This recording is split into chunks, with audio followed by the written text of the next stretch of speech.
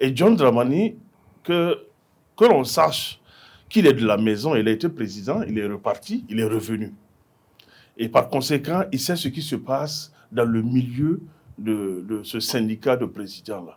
John Dramani est sorti parce que son pays aussi connaît certains problèmes et qu'il a besoin de faire de l'argent pour pouvoir entretenir son pays. Un président, c'est quelqu'un d'abord qui doit dynamiser ou redynamiser l'économie selon.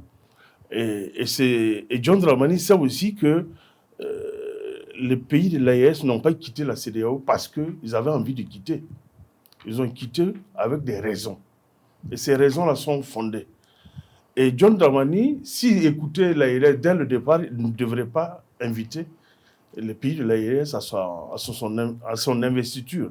Ça a été le cas. Nous, Burkinabés, on a été le premier des Burkinabés, y a été, et ça a été le président le plus ovationné, le plus désiré, le plus voulu, le plus admiré. Et dès cet instant, les dés étaient déjà pipés, les dés étaient déjà jetés.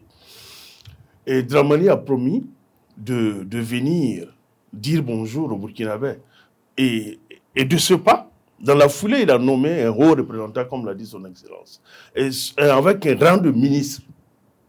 Ce n'est pas du jeu. C'est vu l'importance de l'AIS, là, qu'on nomme un haut représentant avec un rang de ministre et qui a directement affaire au président de la République.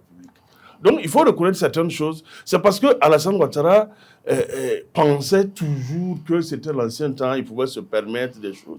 Sinon, il ne pouvait pas donner des instructions. Alassane Ouattara n'a rien à montrer à John Dramani. Et John Dramani n'a, dans son parcours en tout cas, c'est lui qui devrait donner des leçons à Alassane Ouattara que le contraire.